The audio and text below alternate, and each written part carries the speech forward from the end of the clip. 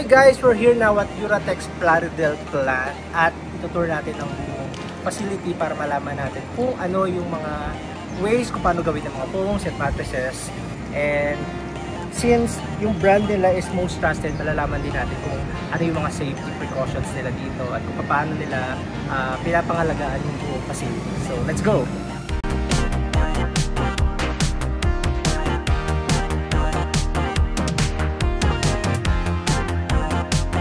So, nandito nga tayo sa largest manufacturing plant of Uratex, RGC Group of Companies located in Plaridel, Bulacan. Popular ng Uratex quality and trustworthiness and innovation pati na yung technological advancement. Kaya tara, let's go! Una namin pinuntahan ang cooling room or conditioning room. So, this room is running 24/7, 7 days a week. So, yung cooling nila dito is 18 Celsius para yung raw materials na gagamitin nila is talagang tamang kondisyon. So, itong mga tank na to can produce up to 300 meters of foam. So, yung 300 meters na yun, kaya niya mag-produce ng 700 mattresses. Also, yung formulation nila doon is controlled by 2 engineers. So, kung ano lang yung nakadesign na output, yun lang yung inilalabas ng kanilang chemical machines. Meron silang accuracy na plus-minus 5% lang. So, nakakasiguro na yung quality ng foam nila simula umpisa hanggang dulo ng production is consistent. And then next, punta naman tayo sa Research and Development Laboratory nila. This one is only a satellite laboratory to cater po yung ating mga primary needs for our foaming support. So, as part po ng ating R&D, so ang ginagawa po natin dito ay nagde-develop po tayo ng mga foam and formulations po. This one po is tinitest natin as individual foam, pero meron po tayong tinatawag na rollator test sa Valenzuela plant po natin kung saan po naman po kinakonduct yung mattress naman po na rollator. So dito, in-ensure lang po natin na per component po ng ating mattress ay na-check din po natin, hindi lang po as mattress itself. Ito yung oven po natin is to check naman po yung ating durability po ng foam. And then, pinakita nila kung saan kinakat yung foam. Maximum cut nila is 60 meters pero pwede silang mag-cut ng below. Minsan nagka-cut sila ng mga 30 to 45 depende sa requirement ng mga customers. And pinakita rin nila yung isang Uratex Density 28. Ito yung pinaka-bestseller foam nila. Ito yung may 5 years warranty. So every 13 minutes nagka-cut sila ng isang 60 meter na long block. So nakikita niyo itong napakahabang lalagyan. Ito kayang mag-accommodate ng hanggang 45 long blocks. 60 meters so equivalent sa 2,700 meters. So kung i-convert nila sa kilometers, that's 2.7 kilometers of foam. So also, na-mention din nila na per day, ang kanilang actual production is mga around 1.2 kilometer. Pero kaya pa nilang mag-produce ng mas marami. So this racking pala is also equipped with automatic fire sprinkler system. So after 24 hours of curing, ililipat naman nila yung long block sa kanilang long block warehouse. Grabe, sobrang systematic nila dito. Pinakita din nila yung approximately nasa almost 200 meters mula dun sa pinakadulo ng kanilang long block warehouse. And yung mga ginawa ngayon, by tomorrow, lahat nun na nakita natin dun sa gantry, tomorrow yung schedule naman nila para pag-transfer dun sa kanilang long block warehouse. So may ilan-ilan silang machine dito. I mentioned horizontal slicing kasi mayroong mga foam blocks nila na dumadaan sa contour machine kasi ginagamit nila yon sa mga specialized order. Kumbaga, yung mga irregular shape, meron pa bilog o kaya mga half, dun lahat nangyayari. We also learned na approximately yung isang long block, kaya niya nang mag-convert ng up to 700 pieces na kama. Wow!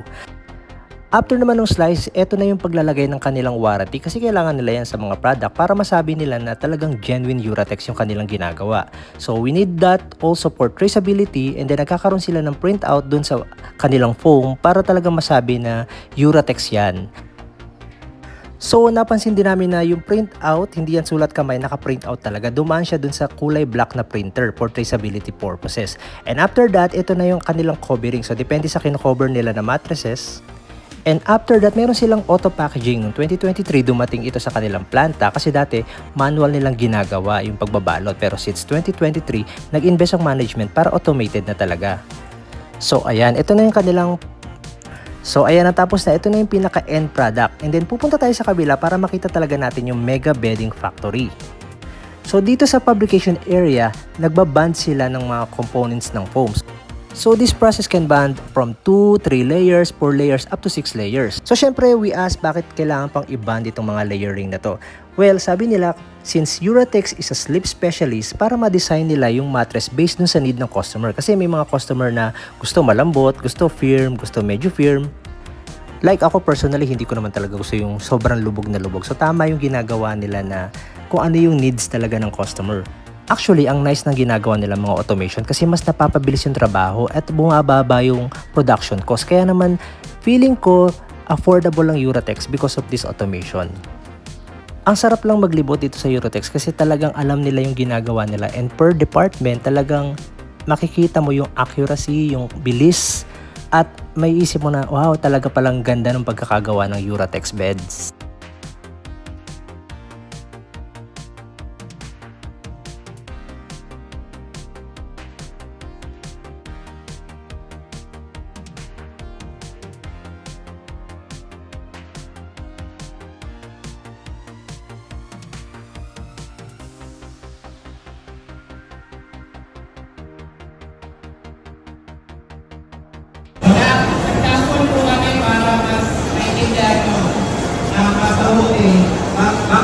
Paano po ginagawa yung spring mattress?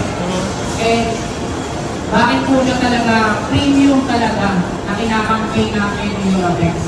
So kung mapapansin nyo, yung spring mattress po, ang unang process niya is magpapakit spring po kami. Nakikita nyo sa likod, ito po yun. So yung packet spring, ang ilalagay po namin sa home. So anong difference mo spring doon sa nakaugalian natin spring? Diba meron tayong traditional yogurt, yung sambo, and ito naman po is packeted. So ang difference nun, yung packeted ng Eurotex is individual toilet siya. So hindi siya interconnected compared nung dati natin nakaugalian. So pag sample po, pag meron po umupo, hindi po gagalaw yung kabila. Kasi hindi po siya interconnected. So kung may katabi po kayo sa kabila, never po may istorbo yung kabila kasi individual packeted part po siya. At at same time po, pag humiga po tayo, kung saan po yung weight ng katawan natin pag humiga, ito po yung pumupili yung packet free dahil individual toilet po siya. So may layering po. So, pinaganyan po namin layering. Depende po sa design ng mattress po namin. So, after po mag-fabricate, ito naman po yung printing production namin. So, kung na po ina-apply yung fabric na kinigil. So, bakit nga talaga premium? Kasi, tinted fabric pala para higaan na.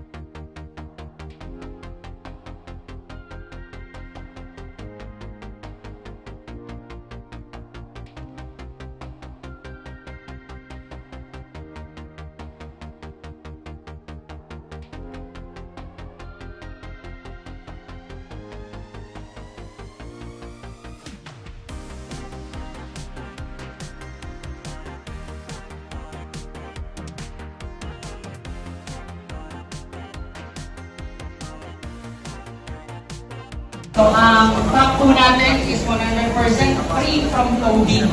So, ginagamit po natin yung 350 kilometers can cover up to 2 to 4 trips po natin Valenzuela to Alabang. So, yun po yung ano natin dyan. So, ito ngayon, kung mapapansin nyo, ito po yung madalas na lumalabas. Ginagamit namin siya from holiday to Saturday. There you go guys, thank you for watching and thank you Eurotex for touring us with your plant. Mas na-appreciate namin ngayon yung mga quality beds na nasa market dahil ito nakita namin talaga yung overall production ninyo at talagang masasabi ko na talagang most trusted ang Eurotex.